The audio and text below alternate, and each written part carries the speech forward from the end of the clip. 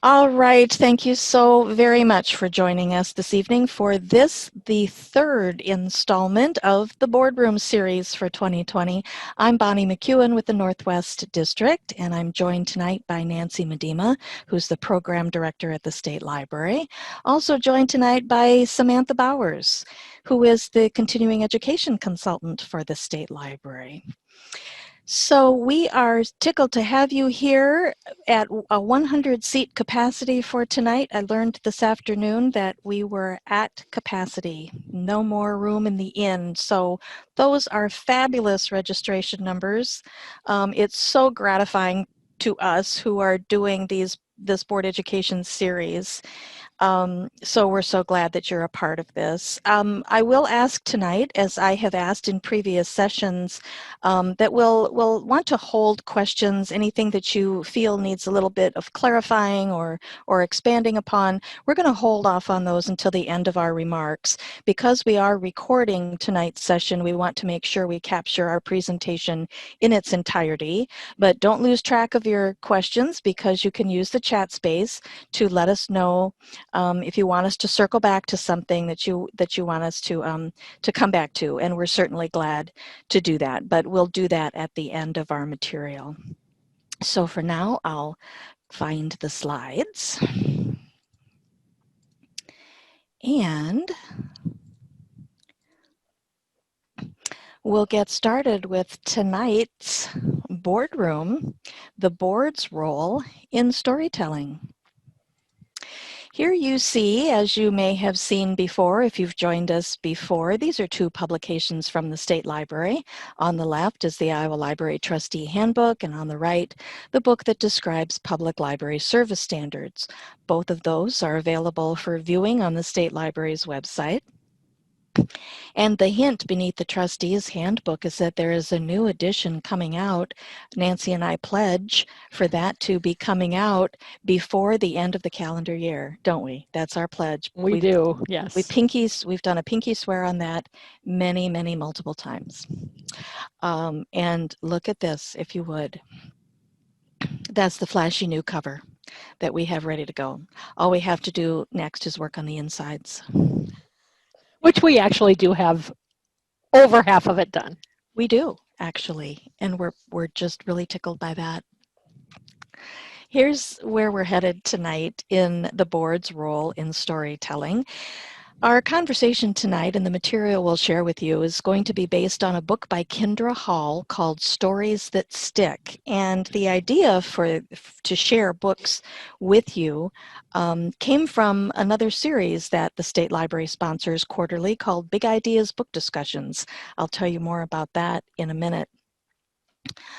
So based on the book, The Stories That Stick, we will talk with you tonight, and we hope you will be able to share your own stories. There are so many out there, wonderful stories, heartwarming stories, really important stories to share about the impact that public libraries have in communities large and small. So we'll talk about the stories that are out there, who will tell them, whether it's you or others on the library team.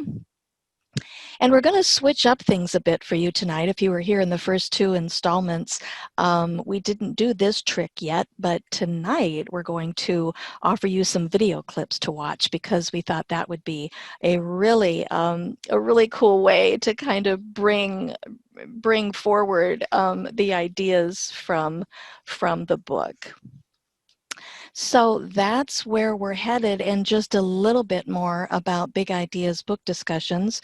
All of you who are trustees are welcome to join these book discussions. As I said, they happen quarterly. And they happen online in a Zoom room. It is daytime programming, though, so that might be a little harder for trustees to manage than these evening events. But in Big Ideas book discussions, we grab a hold of really very new and current nonfiction books. They are well outside of the realm of library management, but we look for those applications to library service. That's the whole point of these online discussions. We look to find those applications to the work we do in libraries. So we use books on workplace relationships and customer service and public speaking, and we try to make those connections. So my idea for the Boardroom 2020 series was, why don't we get more mileage out of the books that we've already discussed and share some of those great books and some of those great ideas with boards, and look for those applications to the business of library boards. That's what brought us to this idea, and even though there's no expectation that you will have read these books prior to the Boardroom webinars, there actually is an expectation that you read the books prior to coming to these daytime discussions. That's kind of necessary to have lively conversations about the books. Here's what we've done so far in the Boardroom 2020. In July, we talked about the book Upstream by Dan Heath. Just last month, we talked about the art of gathering and how that could apply to the art of the board meeting. Tonight, we'll share concepts from Stories That Stick. In October, when we come back together, we'll be debuting our own publication, the new Trustees Handbook. It won't be finished in its entirety, but we'll have enough, we'll be far enough along the road that we can give you a good idea of what that new and improved Trustees Handbook will look like. And then we'll round out the Boardroom 2020 series in November by looking at the book, The Ones We've Been Waiting For, and apply those ideas about diversity to library board recruitment and filling vacancies. All right, with that as our introduction, we want to share with you what we think is just going to be a very good way. If you haven't read the book Stories That Stick, this should be a really good video clip that gives you a really good idea about what the book is about, and certainly a great look at the author's energy. And while Bonnie is getting that queued up, let me tell you a little bit about Kendra Hall, who is the author of Stories That Stick. So Kendra is the President and Chief Storytelling Officer, I've never heard of that title before, at Stellar Collective, a consulting firm based on the strategic application of storytelling to today's communications challenges. Kendra is one of the most sought after keynote speakers trusted by global brands to deliver presentations and trainings that inspire teams and individuals to better communicate the value of their company, their products, and their individuality through strategic storytelling. Her book, Stories That Stick, debuted #2 on the Wall Street Journal bestseller list, and Forbes said, quote, "It may be the most valuable business book you read," unquote. Kendra's message spans all industries, and her clients include Facebook, Hilton Hotels, Tyson Foods, Target, and many others. So see what you think. There. First of all, if I haven't said it before, I'm so happy you're here, so happy to be connected, and that I get to be the one to guide you, to remind you just how important your stories are in business and in life.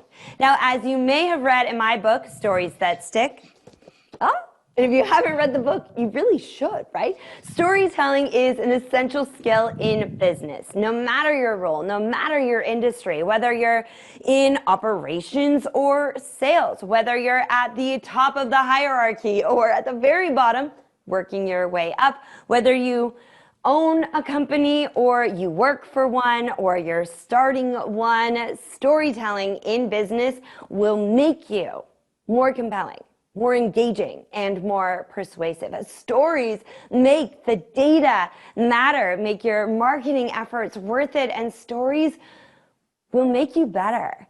I wrote this book so you would have access to all of the stories that are within you to use in business and in life. And I get it, right? One of the things I often hear when people find out I'm a storyteller is, well, I don't really have any stories to tell. Maybe you've wanted to use stories to be more engaging, and what stops you is that little voice in your head that says, who are you kidding? No one wants to hear about you, your experiences, your life. You think you don't have stories to tell, and so you don't tell any. Now let me tell you, that's a huge problem. And not just from a strategic storytelling perspective, but for humankind. And here's why. So it was a few years ago. Now I was trying to make a quick run to the coffee shop before picking up my kids from preschool. I was already running a little late, so the coffee stop was definitely ambitious, but nevertheless, I was going for it. And as I came to like the last intersection, the light was green. I was like, yes. And I was just about to go when a cop pulled out right in front of my car, stopped me. Now, I didn't do anything wrong. They were stopping traffic for a funeral procession. Oh no, I thought. Yes. Oh no, terrible that someone passed away. And oh no, I now was definitely going to be late for preschool pickup. However, I'd barely finished that thought when the procession was over. I mean, it seriously couldn't have been more than 6 cars. The cop left, the intersection cleared, and we were free to go, except I didn't. The guy behind me actually had to honk because I was so lost in thought. You see, earlier in the day, a friend and a colleague, really, of mine had said to me, I don't tell stories because I don't have any. I haven't survived breast cancer. I haven't climbed Mount Everest. My life is just normal. No one would want to hear my stories. And that's when I realized, sitting there at that intersection, the two could be connected. My story-less friend and the way too short funeral procession. Now, of course, there are many reasons a funeral procession might be short, but the one that was on my mind was, at the end of our lives, it really does come down to impact. How we affect, how we impact the people around us. Do we make a difference in their lives? Do people learn from us? Did we add value and perspective? And the thing is, you don't have to survive a tragedy or conquer the impossible to make a difference. When we tell the stories of small lessons or small obstacles we've overcome, or choices we shouldn't have made, or choices that we would make again, that is how we make an impact on a daily basis. And I'm going to leave it there. There are just a few more minutes left of this video clip, but this comes from Kendra Hall's blog, where there are so many inspiring clips just like this. And Nancy and I thought this would be just such a good one to start with, to give you a flavor of the book and certainly a feeling for the author. The next video clip we want to share comes from a man who is very, very famous in library land. His name is Jamie LaRue. He has had quite a career in the library profession. He has been the director of the Douglas County Library System in Colorado, and I believe he is still the director of ALA's Office for Intellectual Freedom. He is a nationally known speaker and a very sought-after speaker. And his quote here about storytelling, and Jamie LaRue is a master storyteller. The reason we want to share this with you is because we're moving from the very general ideas that Kendra talks about in her book, Stories That Stick. We'll move from those very general ideas into a very specific library-related story that Jamie will share when I bring up that video clip. And he says, information doesn't change people's minds, but stories do. So we'll watch a video clip of Jamie telling a very significant and very touching library story. And then we'll come back and take a look at all of the different storytelling elements that he included. Absolutely, and he included himself without even thinking about them, I'm sure, but the rest of us might have to practice to get this good. Let me go find that video clip next. My name is Jamie LaRue of the American Library Association, and I'm here today to talk to you about how to tell a library story. And I want to begin with this idea. First, you may not feel comfortable being the one who tells the story, and that's okay. One of the most powerful ways to do this is to go out into the community and find someone who is a good speaker, already respected and not associated with the library. Go and invite that person to say, we have a script for you, and the script is available on the ala.org website, and we want you to practice this and give it to a group of people that will arrange for you. Could be Rotary, could be a political group, could be an education group, could be a library book club. Typically, someone who's a good speaker likes to give talks, and prepared with the script, they're all set to do that. Caden was 3 years old, a very, very smart little boy. And like a lot of smart 3-year-old boys, he went through a phase where he started to stutter, not at all uncommon, and typically for boys, typically at about that age, and it's just because the brain goes faster than the tongue, it takes a while to get things synchronized. Typically, that's not a problem. You read to your children, you rhyme with them, you sing songs with them, but mostly you're just patient, and the phase passes. But Caden's father was a jerk. And every time Caden would stutter, his father would stutter with him. He would say your name again, Caden, and he would laugh. Well, this went on for 2 years, after which time the mother decided the father was abusive in other ways, and she got rid of him. But by then, Caden had a problem. He stuttered badly. But Caden was so smart. He was part of the 1% of the human race who taught himself to read. His mother brought him to the library all the time, and one day when she was at the library, Caden looked over and saw a little girl reading to a dog. The dog's name was Max. He was a retired greyhound. Retired because on his very first day, he burst out of the gate, ran down the track, saw, stopped, smelled, and watered the roses. This ended his racing career. But he was then adopted by a childless couple who then discovered Max adored children. So they had him trained as a service animal, and he came to the library where children would read to him. So the little girl gets up and walks away, and Caden grabs his book, goes over, sits down, and begins to read. And at first everything is fine, and Max looked very interested. But then Caden got stuck, and he could no longer read. And as his mother watched in anguish, and Caden got more and more frustrated, half angry, half upset, he lifted his head and stared at the dog, and Max, radiating love and patience, put out his paw and just patted Caden on the forearm. Caden took a breath, and he started again. Now, I am not saying that all of Caden's problems disappeared in that moment.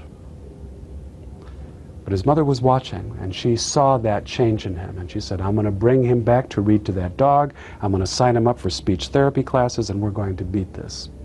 Well, a couple of weeks after this, the childless couple went off to Europe for 3 weeks, and they said, Caden, want to watch Max for 3 weeks? He said, yeah. So now we have Max, the best red greyhound in Colorado. And eventually, time went by, and one day the mother wrote 4 years later to the library director to say, wanted to let you know that Caden has now been cast in the lead role of The Wizard of Oz. Caden doesn't stutter anymore. Thank you, she said, for saving the life of my son. So we'll stop that video there as well, but that's one of my favorite examples of such a story of a library experience that has such an impact. I could listen to Jamie tell stories all night. He does a great job. I'm going to come back to the slides, and I want to share with you then, I'll also come back to a concept from the book.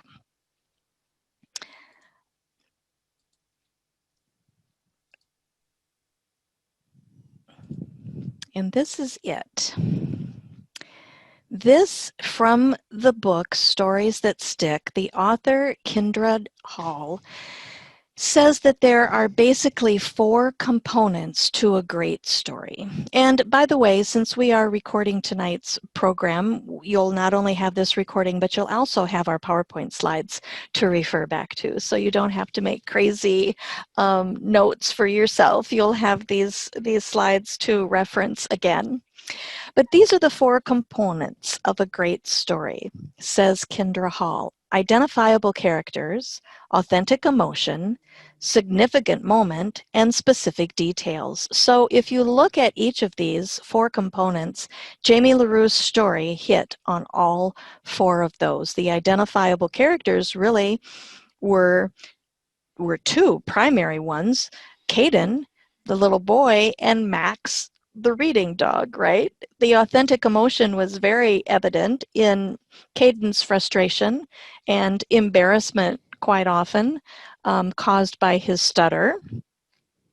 And the significant moment, that moment when Caden started reading to Max, the dog, and he felt comfortable and accepted, and he felt a really loving connection. And the other significant moment was that this happened in a public library. That's the impact of the story. And specific details, too, that Jamie shared were the details about who owned the dog, and certainly Caden's father, who Jamie described as kind of a jerk. And given what he said about the dad, I would tend to agree. So there you can see those 4 components of a great story were absolutely evident in what Jamie told. But here's the other thing that I think is probably most significant about what Jamie LaRue said, and it came at the very beginning of the video clip. Jamie said, "The storyteller doesn't have to be you." So I really hope you take that to heart. Those of you listening in who think that this public speaking is really not your gig, that you would love to help the library in some capacity. You certainly are doing that on the board, but in some capacity, in other ways. But that public speaking and doing what Jamie LaRue and Kendra Hall are so skilled at, that's just not in your wheelhouse, right? That's okay. Jamie has said the storyteller doesn't have to be you, but you do need to find those stories, and you do need to find those storytellers, and they're out there. They're out there in your communities. So with your board's role with advocacy, wouldn't the stories you tell funders or legislators or any groups in your community, Rotary, like Jamie said, Rotary, Kiwanis, any of those, wouldn't they have a greater impact if you could tell a story like Jamie's? And not necessarily the way Jamie did, because he's done it a long time and is very adept at it. And not all of us are that way, me included. But the story itself kind of, if you have a story like that, it tells itself. And so how do we find stories like that? I'm sure that's going through your minds right now. Especially as a board member, you're not always in the library to observe the things that are happening on a daily basis. You know, we have statistics and we share them with our library boards, and they're all fine and good, but that only tells a really small portion of the story. So how do you take those statistics or what's behind those statistics to get to the real story? You really want the transformational part of the story, not the transactional part. So how do we find a story? Here's a couple of ways that you can find some stories to share. Talk to the staff and patrons at the library, which of course means you have to spend some time there, which I know is easier said than done for some people. But you know, ask them what they value about the library, whether it's staff or patrons, and I think you'd get really interesting stories that way. A library system in Wisconsin asked their patrons, why do you visit the library? And what is the value of the library in your life? And the person who asked these questions got lots of responses about how the library makes a difference in so many people's lives.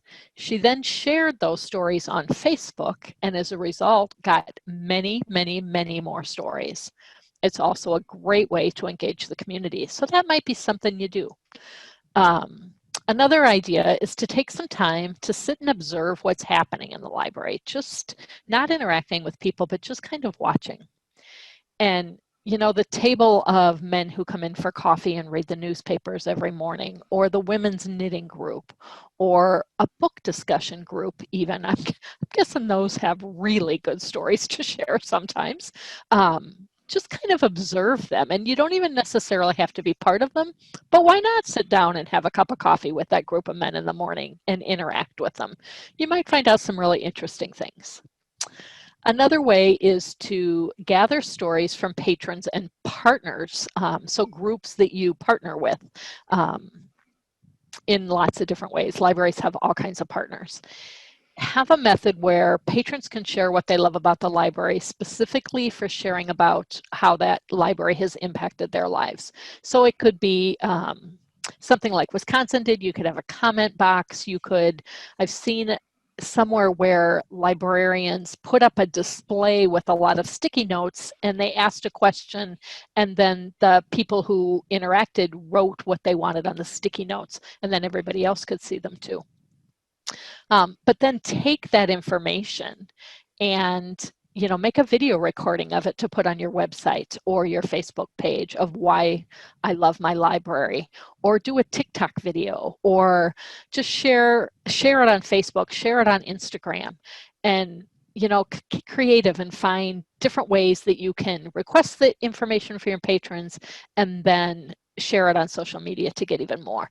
Because as soon as people see how other people's are impacted by the library, it spurs their own thoughts, and then they want to share. And so you end up with this huge love fest going on, which is great. And that's really what you're trying to get to.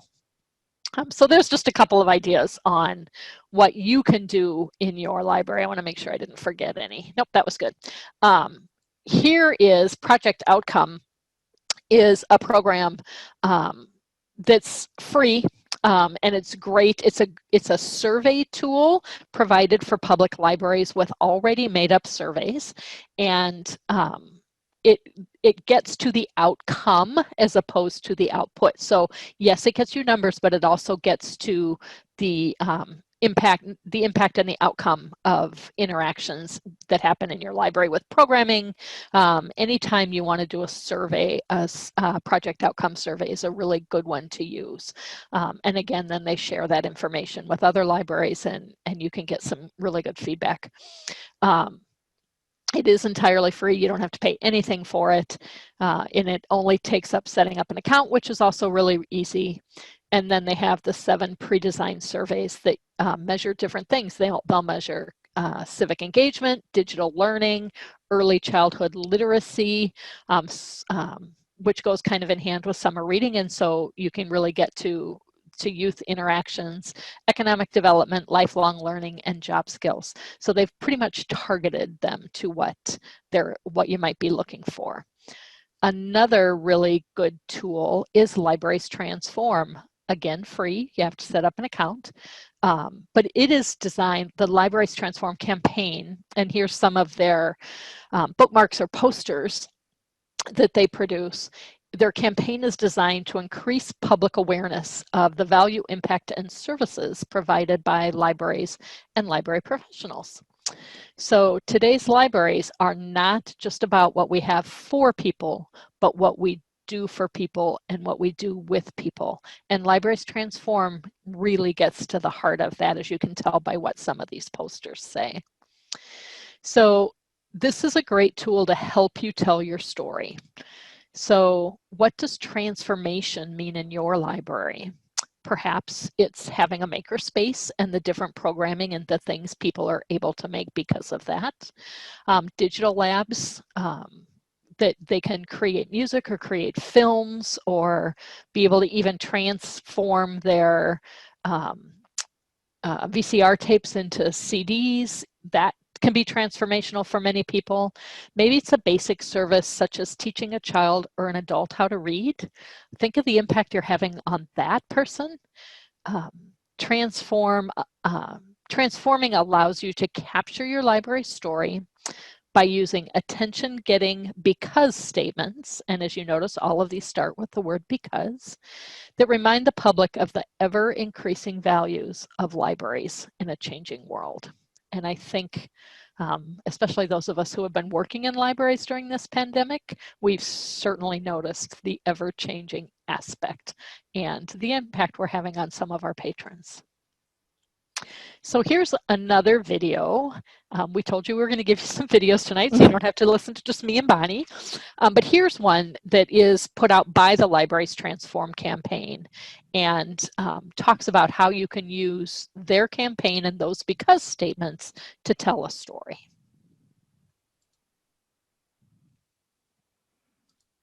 I love some of the statements. I think they really get to the heart. There's a lot you can do. You can download those too. And yes, and you can write your own. You don't need to use right. those that have been pre-designed by the Libraries Transform staff and other libraries that have used the campaign. You can certainly write your own. Here's a really good illustration for how you could replicate this really easily in your own libraries.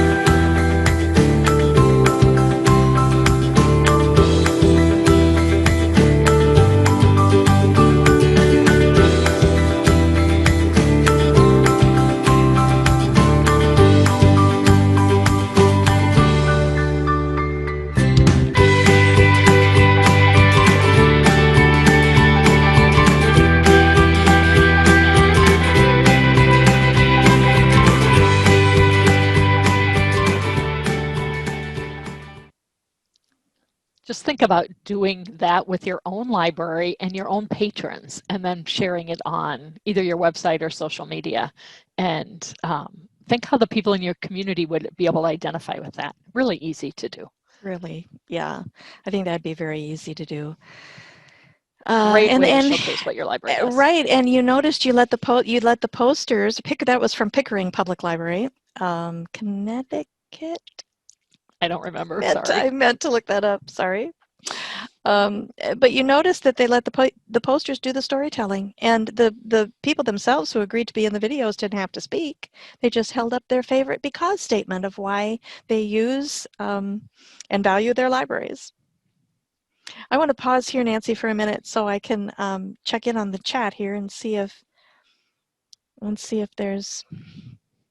I haven't seen any questions come through. Sam did ask if anybody was using Project Outcome, and we do have Missouri Valley is. So that's good. I know we've pushed it at different times over the few years. Yes, we certainly have. All right, so. I shouldn't say pushed, promoted. We've promoted it. So back to our slideshow, we now are going to mix it up even a little bit more and bring forward some opinion polls that we've designed in the Zoom room tonight to make this a little bit more interactive for you. So for those of you who are closest to the keyboards and are able to answer these polls that come up, you'll see the questions posed on the slide. But we're also going to bring forward a poll that will enable you to answer it, and we'll be able to see also what the answers were for everyone here watching tonight. So our first question is a true or false question. True or false? There are standards that require, let me get this out of the road first, there are standards that require the library to build community relations. True or false? I'll open up the polling for you to input your answer. And do that in the Zoom room if you would. You can talk amongst yourselves. And then cast your vote here on the poll itself if you would, and then we can see what people think about this. True or false? There are standards that require the library to build community relations. And no fair, those of you who are pulling out your In Service to Iowa books and checking. Yes, they've got like 9 browser windows open like me, and they are looking at the standards booklet. Like a trivia contest, you don't get to cheat. So having just said that they could find this in the standards booklet kind of gives away the fact that what the answer is, perhaps. I'm going to end the polling. Looks like we have 92% of you tonight who thinks that is a true statement. There are standards that require the library to build community relations. And you 92 percentile, you are correct. There is indeed. Congratulations. All right. I'll stop those results and I'll take that away and we'll take a look at the standard that says so.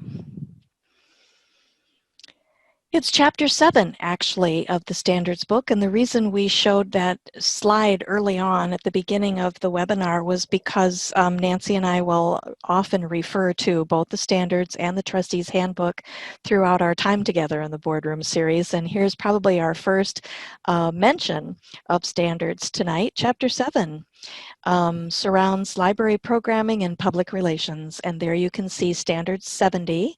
The other thing you see there that's significant is that public relations are required, community relations are required at a tier 2 level. So those of you who are listening in and you're at a tier 2 level, you know that your library is doing this in some fashion. And what we want to learn from you now is just what approaches to community relations are you doing at your library? I'm going to bring forward another poll. And this one might require a little bit of discussion if you have a group. Yep, we'll pause long enough for you to kibitz a little bit if you have more people or several people in your room watching together. And you check off as many of these as your library is doing. The question is, check off at least 2 methods that your library is doing to build community relations. And there you see your choices. Attend city council meetings. Maybe your director does, but do the board members amongst you? Do any of you give presentations to community groups? Again, maybe your directors and staff do. That's a wonderful contribution from trustees to talk with Kiwanis or Rotary groups. Invite the city council to meet and hold their meetings at the library. There you can see all of your choices, and you guys are going after it. There are some libraries where the council chambers are a part of the library. True, very true. Libraries in those combined buildings, yep. That include sharing space in City Hall, yeah. Well, Ankeny's new library actually houses just the chamber, or the council chambers. Oh, cool. City Hall is in a totally different location, but their brand new building houses. So it's just the council chambers in the library space. That's neat. And I know when I was at Bettendorf at one point in time, we had the council chambers because they were redoing City Hall. So for a year or so, they were at the library. We'll let you talk amongst yourselves. Oh, that should be, yeah. They would be hard pressed to find an excuse if the chambers are right inside the library building, right? We'll give you a few more minutes to discuss these approaches if you have several in your room and make your choices known here, and we'll see which kinds of community relations or which approaches are most popular, most commonly done at least.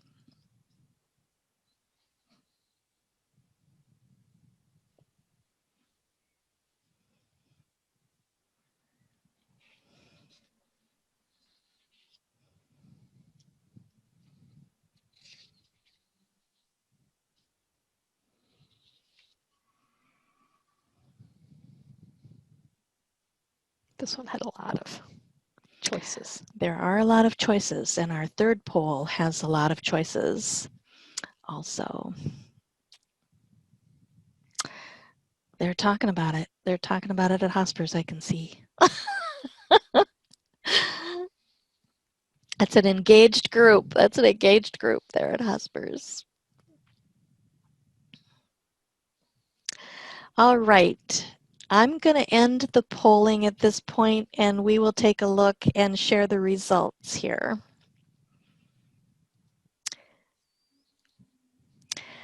All right, what are we seeing? That attending city council meetings is right up there. That comes in at number 2. Even more common than that is that all of you in library leadership positions are participating in community groups and activities.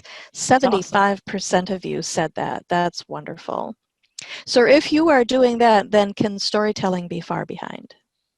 Well, and hopefully you're telling some of those stories when you're participating. That it's bringing to mind things that are happening at the library. Exactly.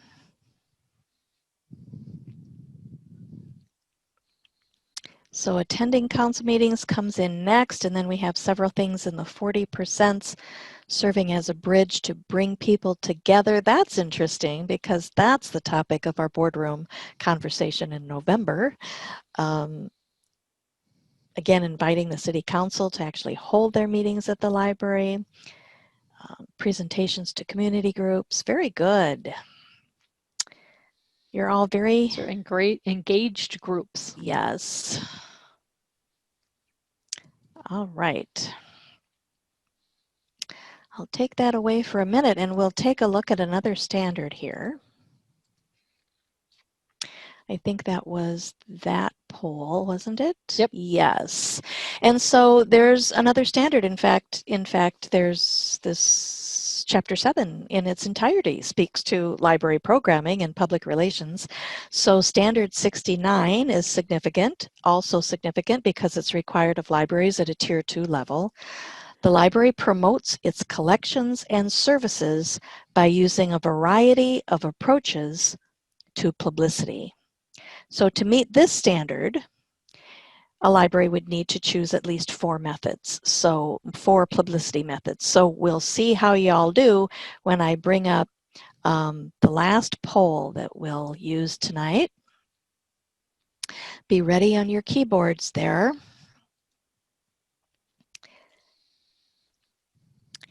And check all that apply. Methods that your library is using for publicity approaches. Everything from packaging your annual reports and making those available to the public, to exhibits and display spaces, newspaper articles and columns or newsletters, in-house flyers and posters. How about using those because statements? That counts. Your social media presence. Guess I have to roll this down a little bit so you can see all of them. They're lighting up. Is website the last one, Nancy, or should I make this? Walkthroughs. Did we put walkthroughs on there? Oh, I need to make this a little bigger so that you can see. There you go. Can you see all of them now? Do all of them display? They weren't all showing on my screen.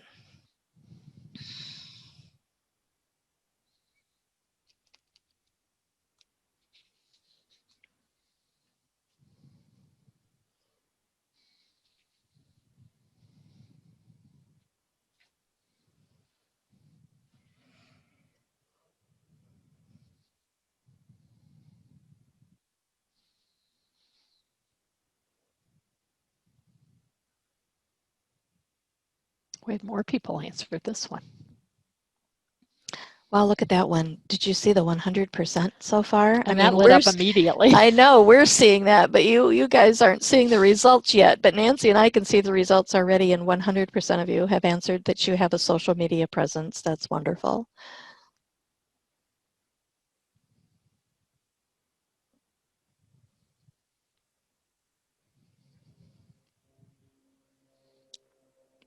I don't see much changing now. Okay, I think most all the votes are in, 80%. Oh, there's still a couple. Tim Russert, Nancy. Tim Russert is who I was thinking of last month when we did these polls. Remember Tim Russert, who would do election night coverage? Yeah. And he would he would show he and his trusty whiteboard, and he would show all the results of the votes coming in, and that's It's amazing what technology can I do. know, and that's what this feels like. Luckily, we're not doing sticky notes on whiteboards and magic markers, but he was just famous for that. You can just imagine how colorful his hands were by the end of the evening. Okay, And his clothes.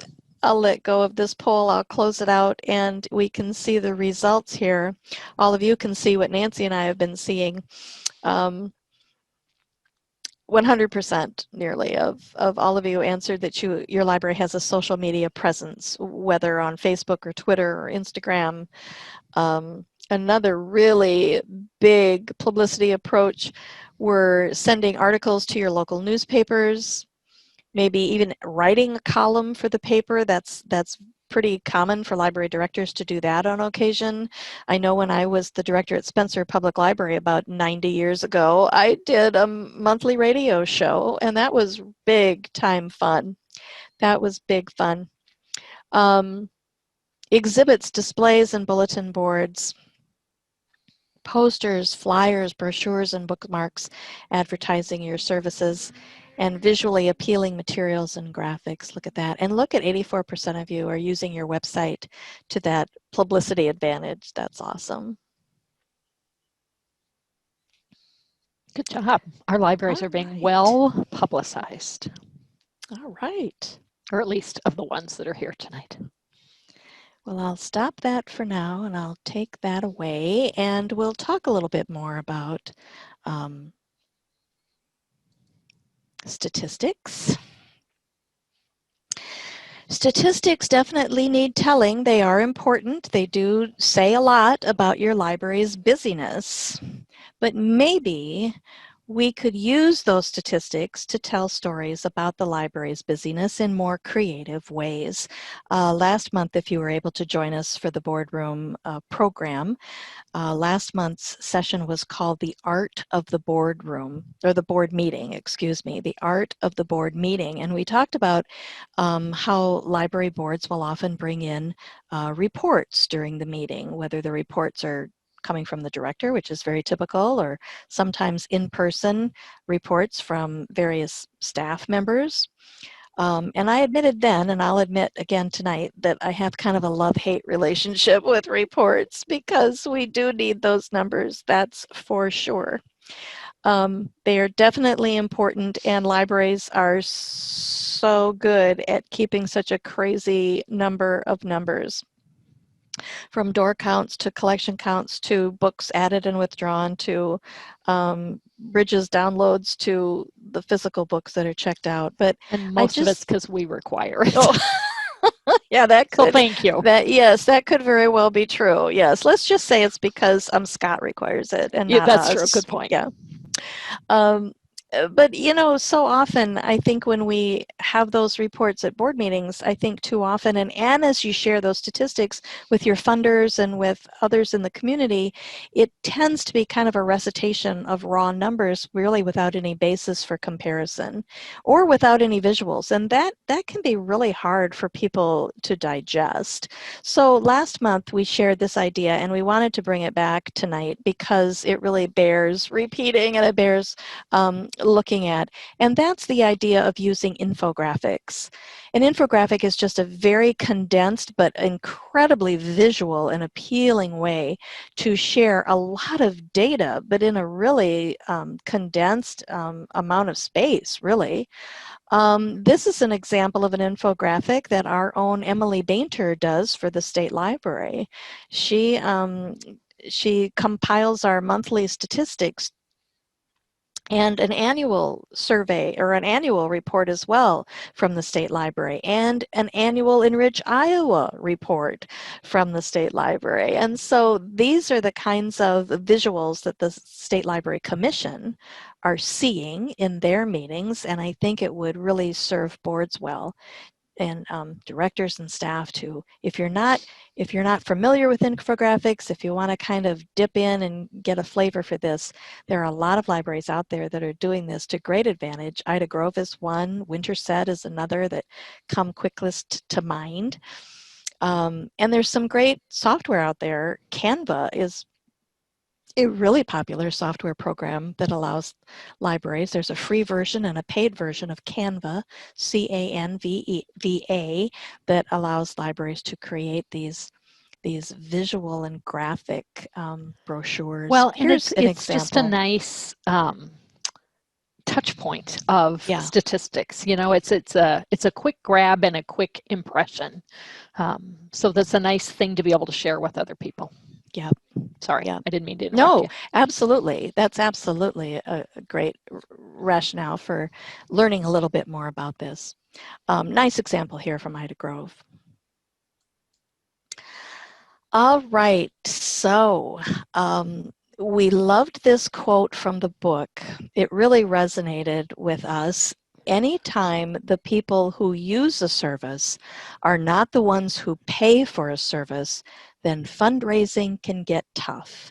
That's a direct quote from the book from Kindra Hall. But what I added to the slide on the bottom is something else that gets tough to explain. Taxpayer education. Nancy and I both really feel really strongly about this, that we really in library land, all of us collectively, really need to do a better job of storytelling for taxpayers and doing this whole idea of taxpayer education. It's been a pet peeve of mine forever. That only means that I need a hobby. That's probably all that means, really. Well, I have good experience of taxpayers not having any idea how libraries are funded. And, I mean, you do get your patron who comes in occasionally who says, I pay your salary and my taxes. And it's like, I always want to say, I pay my own salary. You know, thanks, I get it. But they really don't have any idea what it costs to run a library or how it's funded. There's just, it just is, you know, in their minds, it just appears. So sometimes, especially if you're trying to raise money for a new building project or a certain exhibit or something you want to do different in your library, that fundraising aspect that Kindra's talking about becomes really, really difficult. Yeah, and also trying to explain to people open access and why people from outside your funding jurisdiction ought not to be using bridges through your library. They need to be using bridges through their own hometown library. And if their own hometown library doesn't subscribe to bridges, then they need to provide that service equitably across the state. How often have we seen signs like this, especially in construction zones, your tax dollars at work, right? I mean, this is a very common sign. But why do we never, hardly ever in library land, put up a similar sign in the front yards of our public libraries? This is a story that needs telling. Your tax dollars at work. And Nancy and I don't have a script for this yet. We don't have a program for this yet. But this is something that we're actually cooking up. We've actually talked about this as maybe making this part of the Boardroom 2021 series, to come back to this idea that we really need to do a better job of taxpayer education. and just helping people understand that a public library is a city service funded by city tax dollars, and you get county tax dollar funding as well. I think in some measure, I think that the library community has had a hand in people's confusion about this, because for 200 years we've referred to ourselves as free public libraries. Free, free, free, free, free. And something I do just as a lark once in a while is I will scan libraries' websites to see how often I see the word free, free, free, free, free, free on their websites. I do need a hobby, that is for sure. But imagine if we stuck a yard sign that says your tax dollars at work in your library's front lawn. You could do it maybe just once a year, and that time of year could be National Library Week. Here you see a beautiful new digital sign at Waterloo Public Library. On the left at the bottom, that is Arnold's Park Public Library, and I will boast just a second about the photo on the left. That's my hometown library in Platteville, Wisconsin. It covers a full city block, and it is a beautiful building, modern and clean, and when that thing is lit up at night, it is very cool. So just to kind of underscore the need for taxpayer education, and this is more than just a geography test, knowing what states surround Iowa. It has been, our experience has been that Iowa library boards find it very difficult, sensitive, sometimes awkward to charge people for library service if they are not their own residents, and if they don't live within their own county. They find it hard to charge people for library service. I get it. It is a difficult conversation, but I think it's an important one to have, and especially true for those towns that are on the borders of all of the states that border Iowa. It's one thing to feel awkward about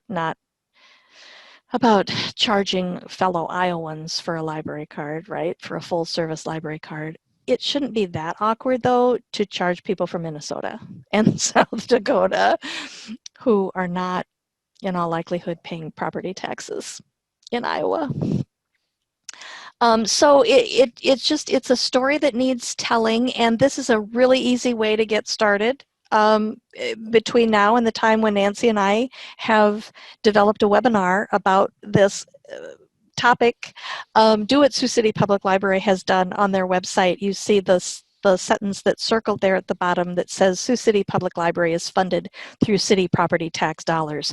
One simple declarative sentence that starts that conversation and starts that education for taxpayers, helping people understand that of all the places where their tax dollars go, the public libraries are right in there with police and fire and city maintenance and garbage collection and K-12 schools and all the rest. Too often, people just don't equate the public library with the tax-supported city service. We think it's a story that needs telling. We will eventually come up with a script for that, we think, we hope, and a webinar. We're not holding ourselves to a month, though. Or even not a year 2020, or not even a year, okay, but certainly not 2020. No. Yeah, no. Yeah, no. Here's another story we think needs telling. And I think this is a very interesting question. What has your library trusteeship meant to you? And who better to tell that story than a library trustee? Who better? Has your time on the board been challenging? Has it been rewarding? Has it been educational? Dare I say, has it been fun on occasion? I mean, what's not fun about what we're doing tonight and all of these episodes in the Boardroom series? What's not fun about this? Once again, we don't have a script for this story, but I think it would be very cool if your boards thought about this and thought about what kind of story you would tell about what trusteeship has meant to you. What a in great recruiting tool when in you your need new time on the board. trustees. Exactly. Oh, exactly. To be able to have the story ready, to be able to share with people who are prospective trustees when you have vacancies to fill. Yeah, for sure. So just like I showed you the screenshot from Sioux City Library, here's an easy way to get started with this. Telling the trustees story. We shared this slide last month in the boardroom for August, and I bring it back again tonight because this is a really simple and easy way to begin to share with your community that you all are on the library board, and you are probably already doing this. Your names are probably displayed on your library's website, but if you want to go one step further, like Grimes Public Library has done, they've added the trustees' photos, and they've even added a link to trustees' emails. Now, you might find that's a bridge too far for you, but I do like the names displayed. I love the photos displayed, and I think it's a wonderful way to remind the community about yourselves and the important work that you are doing as library board members. And it provides a great way to interact with the public and get feedback from them. And hopefully a lot of that feedback is positive, and it's not just the, grumpy ones who want to complain. Yes, we all get that, but those positive stories and feedback that patrons like to give are what warm our hearts and make us feel like we're in the right role at the right time. So that's a nice way to be able to get some of that too, and become more interactive with your library community. Yep. 2 easy ways to get started with your storytelling. And let's not forget what happened to us, all of us, in mid-March. This was a really interesting quote from the book, and what struck us, Nancy and I, when we read this in the book, is that she wrote this book before the pandemic. But it sounds like it should have just been very, very currently published. This part of the book reminded me of Jamie's story when, he was talking about Caden and the reading dog. So let's use that as our example here. So the normal for Caden was his experience with stuttering, which, was just sad but common. And the explosion for him was being with Max, being in the library, being offered that opportunity to sit down with Max, the reading dog. And Caden's new normal became overcoming his stutter and being, then the happy part of his story was being cast in a play so many years later because his stuttering had disappeared and he'd gotten control of that.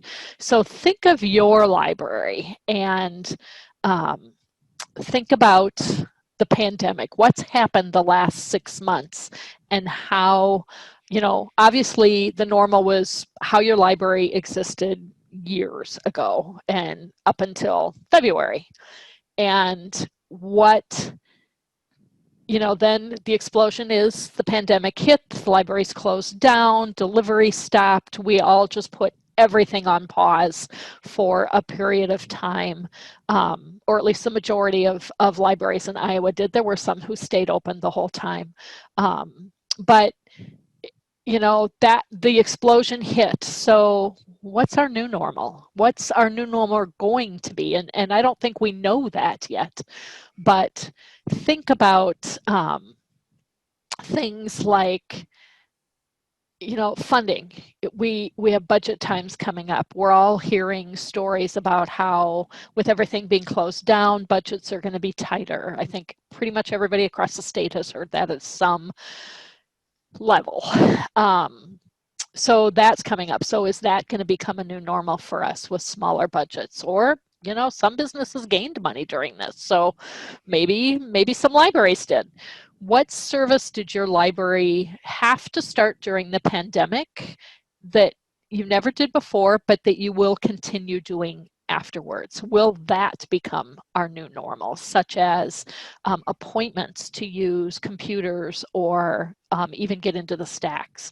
Curbside pickup, that's probably one of the most popular ones I've heard during the pandemic. What about online meetings? You know, all of a sudden board meetings had to be held online because you couldn't, the library was closed, you couldn't meet. I know our commission, our state library commission, has decided that they're going to hold 6 meetings a year, and only one of those 6 meetings moving forward will be in person. Wow. Of course, for our commission, we're bringing in people from all over the state, and so travel is an issue. Providing food for them is an issue because we would feed them lunch, and so this keeps them from having to spend a couple hours traveling for a 5-hour meeting and, you know, taking up a whole day, and our meetings now only last about 2 hours. So there's benefits on both sides, but that is something that is going to change for us on a permanent basis.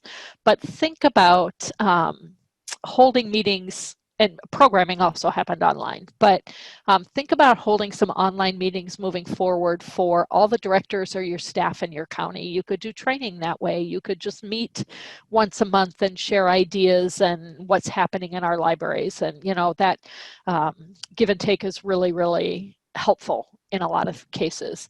Board meetings, meeting online. County board meetings for trustees, meeting online.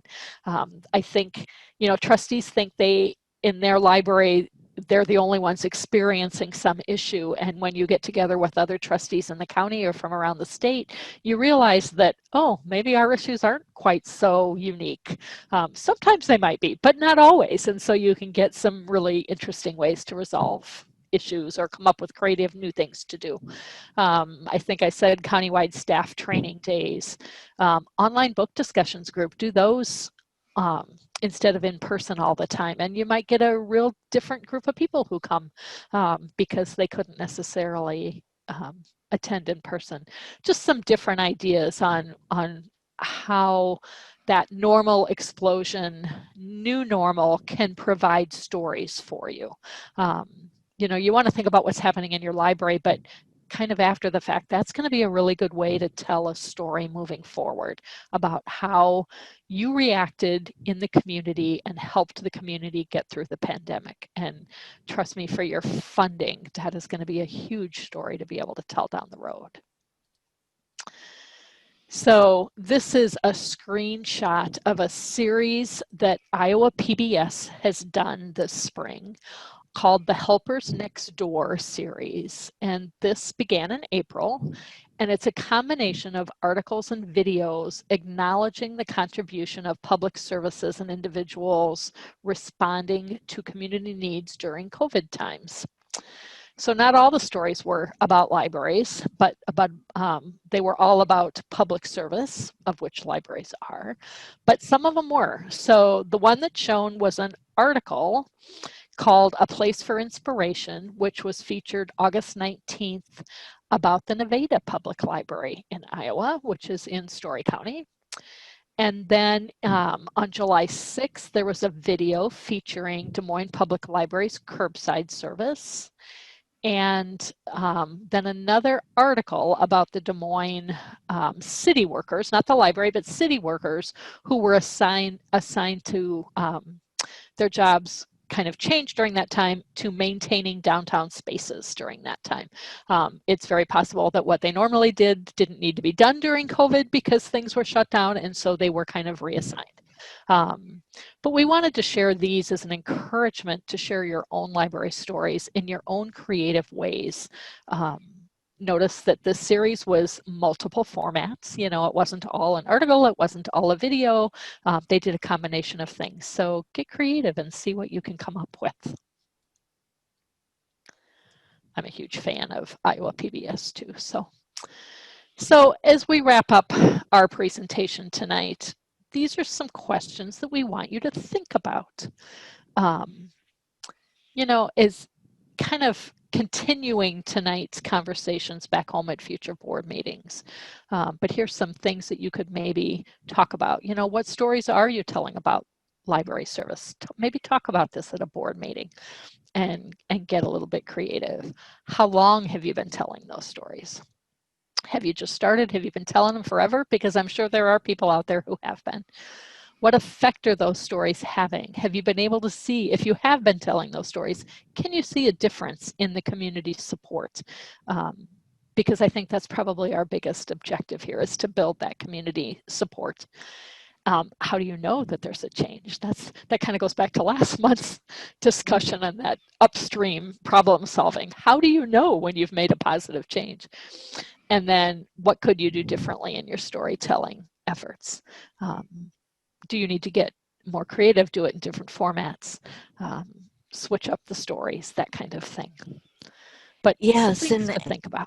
Yeah, and we hope, one of our goals behind the Boardroom series this year and in previous years was that we hope you'll take this material back to your board meetings and just continue to discuss some of these ideas and some of these concepts from the book to see how it might apply to your board business. And as we wrap up, I'm going to leave off this, let go of the slides here in a little bit, but I just wanted to offer that one more reminder from Jamie LaRue's story at the top of his video clip when he said the storyteller doesn't have to be you. It can be other people, so you don't have to feel this pressure if public speaking is not your thing, but there are plenty of people, I'll bet, in your community that are very comfortable and very adept and skilled at public speaking that would be willing to step in and offer this as a volunteer project. Well, and like, if you can provide the script, I mean, I bet they would be happy to perform it, right? That's what I was going to say. Jamie said ALA has scripts. All you have to do is ask for them and they'll send them to you too. But if you have a story, just write it down for somebody and they can add their own pizzazz to it, so to speak. And the more details you can give them about what happened or, a situation, the more colorful the story then becomes, which makes it more interesting to listen to. It makes it a little bit more impactful, but it doesn't have to be you. Yeah. I don't know how good I am at storytelling. I probably tell them, but I'm like jokes. I forget the end of joke. You forget the punchline? If you forget the punchline, that's so a less involved than in effective joke, then we're just all going to go on record as saying that. I think I get too involved in doing the build up to it that I forget the punchline. But an easy place to start, if you do one takeaway from tonight, an easy place to start is with Libraries Transform. Go to that website, look at those because statements, print off the ones that have been pre-designed on the or that website. Speak to you. Or the ones that really resonate with you, the ones that you just think are just such great expressions of the library's impact in a community. You can print those off. It's all free material. You print those off, you encourage people, maybe start with your friends group as people who would hold up one of those signs, and you put a jaunty little music behind it and you videotape it, and voila, that would be an easy place to start. All right. Think about these questions if you would. I was going to say, here's some more questions to think about as you leave and either drive home or settle in front of your television for the rest of the evening. Maybe some of these will resonate with you. So in what ways can you collaborate in telling stories of your library service to your community? Who can you get together with? Do you plan to read the book Stories That Stick by Kendra Hall? I will say it was a very easy read. It was a pretty quick read, and it's engaging. She was very engaging in the video. The book is real engaging too. Do you plan to discuss concepts shared tonight at future board meetings? I'm guessing that all of your board showed up if you have groups. But, so you plan on taking that back and talking about it? And what new storytelling methods could you try at your library? I don't know if anybody's brave enough to do TikTok, but there's a lot of people out there who do it. So, and then watch for your evaluation coming. And like Bonnie said earlier, we will share the video and the slides to tonight's presentation. So you'll all get an email about that. And before you leave, please don't log out before you look at this final commercial message here. And we do want to come back to see if there were any questions or comments that you want to call our attention to as we've been speaking, because we're finishing up with our material. But here's our commercial for the next 2 months of the Boardroom. On October 8th, we'll look at the Trustees Handbook that is being revised as we speak. And by November 12th, we'll be talking about building diversity on library boards, and that will wrap it up on November 12th. That will wrap it up for the Boardroom 2020 series. So I am going to stop sharing so that we can come back and look at the chat. And Sam can open up the mics again too. So if anybody has a story they'd like to share with us, we would love to hear it. We have 15 minutes. How about that? So don't log out just yet. I did open up the mics, and so I would encourage all 60 of you to not just unmute right now, but maybe if you have a story you want to share or an idea you want to share, throw that in the chat and we'll call on you and you can unmute. Or we can see how it goes. Just turn your mic on and see how many people start talking too. So I'd be curious if anybody uses Libraries Transform or uses their posters, or I want to say at the Cedar Rapids Library one time, they have a huge staircase and each of the risers on the staircase had a because statement. So as you walked up the stairs, you could read those because statements. I thought that was a really unique way to get them out there. Great idea. Mm-hmm. I just hung one. I don't know if it's not a because statement, but I just hung it on my cubicle wall in the State Library main office. It says, "In this house, we support libraries," and I like it because you can see it from the road. I didn't know if I had full authority to tape something to the outside windows, but oh, sure, why not? you can see it from the road outside. So very cool. Yeah, that's great. And Crystal says she's going to look into Libraries Transform. It is a very cool website. They have all kinds of tools that you can download and use, and it's all free. How better can that be? And they're very professionally produced graphics, and not just to print to paper, but certainly graphics and buttons and gizmos and widgets that you can use in social media too. And the Ames Library uses Libraries Transform. I think I knew that actually, now that you say that. Pretty sure I've seen that there. Some of you might remember some years ago, ALA did a national campaign called Geek the Library. Oh, yeah. And there were some great stories that came from that, some great promotions that libraries did, and that was a free campaign as well. And this Libraries Transform kind of similar, evolved. Kind of along the same line. Yeah, I think so too. I think maybe it evolved into what Libraries Transform is doing.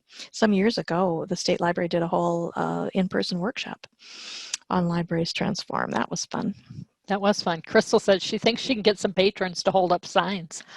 Easy. I think that'd be awesome, Crystal. I want to see it. If you get that done, you'll have to send us a video clip. Yes, we would love to see that. Talk about an outcome of one of our webinars, right? We are always looking for outcome stories for the training that we do. And Dorothy says she thinks a lot of members of their book club have liked doing it online. I think it just, it gives a different element. I don't know if people feel freer to talk online than they do when they're in person. Well, it's nice on nights like this, at least here in Des Moines, when it's 50 degrees and cold and exactly. And imagine if you did a winter book discussion and held those in a Zoom room. I mean, I think that's a wonderful new normal. Yes. Bring your own hot chocolate or wine or other beverage of choice, but we'll go with hot chocolate in my house. So yeah, that would be very fun. That would be a great new normal. You kind of need a paid Zoom room though for that purpose. But the thing I like about that is it's a great storytelling opportunity too, and the outreach that you can do for folks who would maybe not normally be able to leave their house in the evening, a young mom or a retiree who can't drive at night, whatever the case is. I know I've got a little guy who's headed to bed right now. And if I could do a book club that met at 7:30 while he's sleeping, I don't have to worry about hiring a sitter to come sit in my otherwise empty house. Exactly. That would be a great opportunity for storytelling of the outreach you did with a program like that. And look at the advantage, if there are so few to be found in COVID times, but look at what this has done for people's comfort level in terms of really grabbing a hold of webinars and web conferencing and products like Zoom. Zoom isn't the only game in town, of course, but it's certainly Facebook Live, the product we know. FaceTime. Right, FaceTime and Facebook Live, right. I mean, people have really kind Skype. of jumped in to using those services in the same way that I've heard tell that people who are pretty reluctant ebook readers have really taken to ebooks and are using Bridges in record numbers because they couldn't get into their libraries physically into the doors. So they thought, well, I'll give it a whirl. I'm going to try an ebook since I can't go downtown to the library. And I am a person who likes to have the physical book. That's what makes me comfortable. But I did read ebooks when I could not get into my home library, and I had read everything I had on my shelves. And I am also not one who reads something twice. So though the older I get, the more I might forget what I've read in the past. But Bridges over doubled in usage during the time libraries were shut down. So that just tells you how much value people place on being able to access their libraries. And that, I think, is why curbside service too has been so popular. It is not an easy service to provide. It's very hard on the staff. But I know I, as a patron, loved being able to put things on hold and go pick them up when the library was closed. I actually even bought books, and I don't buy books very often either, but I think there's going to be a lot of new normals that come out of this pandemic in our personal lives and in our work lives that we just don't even know yet. You know, we'll realize it after the fact, but I do too, and you know, we kind of neglected, now that we're talking about Bridges. I mean, that would have been a classic insert into our presentation tonight, is just to remind all of you who are Bridges libraries to share the story of how the usage, in all likelihood, how the usage of Bridges in your communities has increased. And what a valuable thing it is for your library to subscribe to Bridges and to be able to provide such an incredible ebook and audiobook collection. Yeah, I'm trying to read the chat too, as it's kind of moving quickly now. And Crystal says she's been able to attend more meetings because they've been online. I agree. I think that makes it a lot easier. And Jody said, I think it's Jody, said, my board really enjoyed Zoom meetings, and also our county libraries are using Zoom. I wish I bought stock in Zoom way before this happened. Yeah, no kidding. We at the State Library have used Zoom for a long time and have loved it. It works really, really well because our staff is across the state. And so that's allowed us to have meetings where in bad weather they didn't have to drive to Des Moines. I'm not sure I'll ever get them back in Des Moines at this point in time, but time will tell. Somebody says the main daycare in town is working on getting a reading session weekly with their librarian. I think that's a great idea. I think they probably did it in person prior to the pandemic. I know a lot of libraries children's librarians will go visit daycares and do a story time and stuff. So being able to still provide that service online to these kids, if they have the ability to show it to the kids, is probably the biggest thing. But yeah. I think stories with kids are especially impactful for a community, right? You're always looking for ways to show that you're supporting the next generation and encouraging the next generation in good habits like reading. And so anytime, and we saw that example with the story from the ALA office as well, anytime you can tell such an impactful story with involving young children in your community, I think kind of wins you extra points, maybe. any vulnerable population, probably, to just Mhm. show how your community is supporting that group and being involved. Well, and a lot of parents are at home wondering what to do with their kids. So if they can put them in front of a story, a Zoom with a story time attached, or Facebook with a story time attached, it's better than just putting them in front of the TV or playing games online. But there are benefits to playing games online.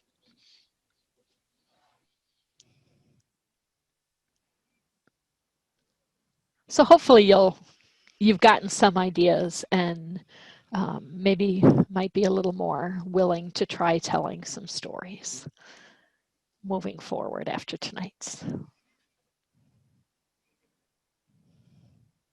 We'll see. All right. I know Bonnie and I would share the same sentiment, but we would love to hear some of those stories too. If you find some creative stories to tell, I am always looking for stories about impact and outcomes for our libraries. I have to write a report every year for our federal funding, and those are the stories that they like to be able to share with national legislators who give us the majority of our funding. So Right, state and local legislators, right. We didn't talk about that group, but there's an important group to tell our stories to. Any stories that anybody wants to pass on to me, I am more than happy to take them and then share them at the national level. And you share them with the State Library Commission as well. Yes. at its meetings. And yep. Yeah, so